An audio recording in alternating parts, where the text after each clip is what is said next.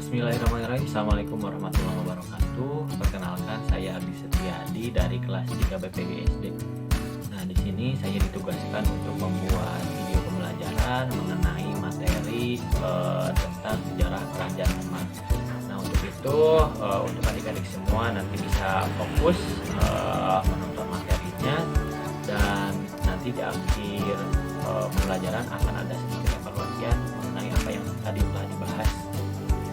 Mungkin sekarang langsung saja ke video. Nah, baik, sebelum kita masuk ke materi lebih jauh lagi mengenai Kerajaan Demak, jadi kita harus tahu dulu apa itu pengertian dari sejarah. Nah, jadi sejarah itu adalah kajian mengenai kehidupan masa lampau, di mana bagaimana kaitannya dengan kehidupan manusia pada zaman dahulu. Nah, langsung saja kita masuk ke materi mengenai Kerajaan Demak ini. Nah, jadi Kerajaan Demak ini merupakan kerajaan pertama sekaligus kerajaan Islam tertua di Pulau Jawa. Nah, kerajaan ini berdiri pada abad ke-15 setelah runtuhnya Kerajaan Majapahit. Nah, untuk raja pertama dari Kerajaan Demak ini adalah Raden Patah. Nah, di mana Raden Patah ini merupakan anak pertama dari Raja Majapahit dan dari seorang ibu keturunan Cina, namun pada saat itu sudah masuk jadi beragama Islam. Nah, untuk selanjutnya Kerajaan Demak tidak lama kemudian langsung memasuki kejayaannya, di mana pada saat itu Kerajaan Demak di bawah pemimpinan Raden Patah ini menjadi pusat penyebaran agama Islam, tentunya dengan bantuan dari pada Wali Songo. Nah, periode ini adalah fase di mana mulai berkembangnya agama Islam di Pulau Jawa.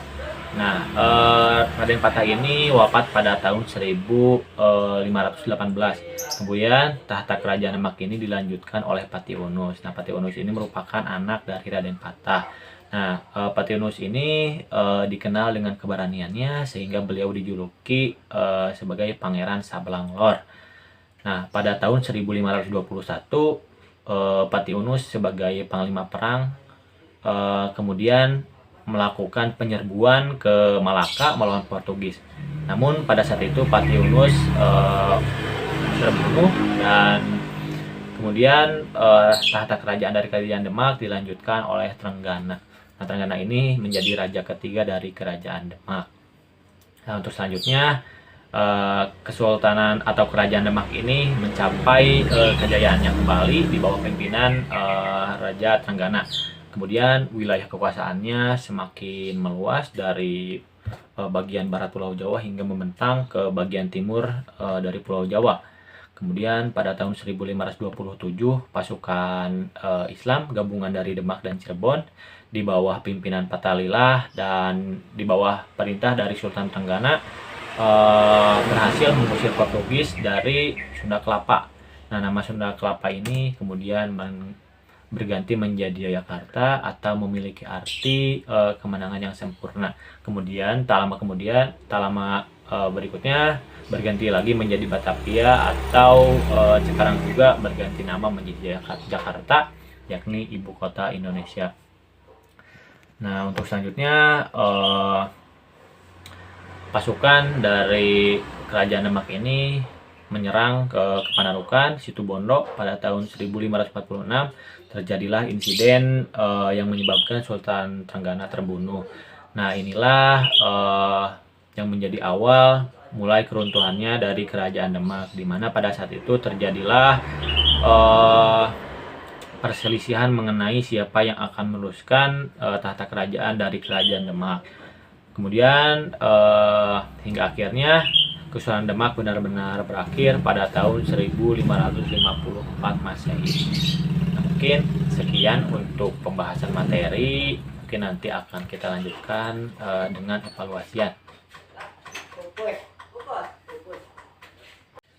Nah, baik. Mungkin tadi untuk materi sudah selesai ya. Untuk sekarang ini saya akan sedikit memberikan evaluasian ataupun mungkin pertanyaan mengenai apa yang tadi telah dibahas. Nah, jadi untuk pertanyaan nomor 1, siapakah raja pertama dari Kerajaan Demak ini? Kemudian yang kedua, apa yang menyebabkan Pati Unus gugur? Dan pertanyaan yang ketiga, mengapa Kesultanan Demak ini menjadi runtuh? Nah, mungkin untuk pertanyaan cukup 3 nomor saja, dan untuk saat ini jangan lupa subscribe channel dari Humanika Laborti dan tekan tombol loncengnya supaya nanti mendapatkan notifikasi bila mana ada video-video yang terbaru. Nah, mungkin sekian untuk video pembelajaran kali ini. Semoga apa yang telah kita pelajari dan tadi telah kita simak bisa bermanfaat untuk kita ke depannya. Mohon maaf atas segala kekurangannya. Sekian, wassalamualaikum warahmatullahi wabarakatuh.